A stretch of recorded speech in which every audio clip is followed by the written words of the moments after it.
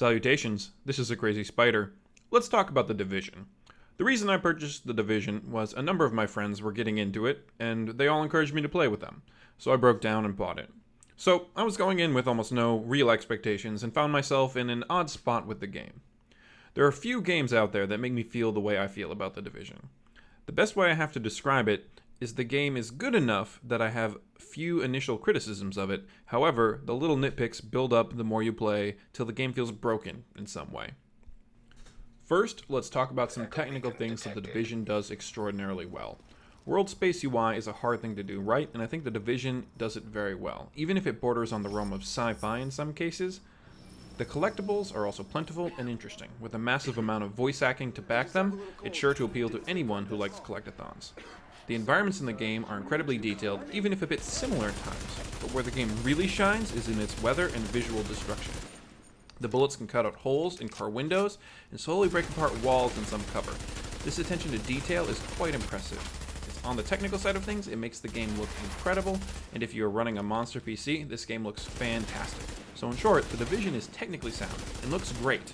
With my experience, I only ever had a few minor technical hiccups along the way.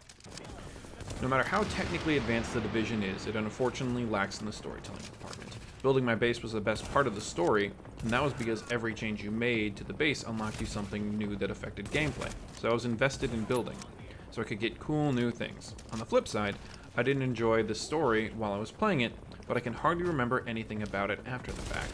It left no lasting impact, and never went beyond to clean up this mess. As you play through the main story of The Division, you realize you are just the gun for hire in a story that happens around you. I generally don't mind this that much, however, some people find that type of storytelling to be flat or boring, so I thought I would mention it.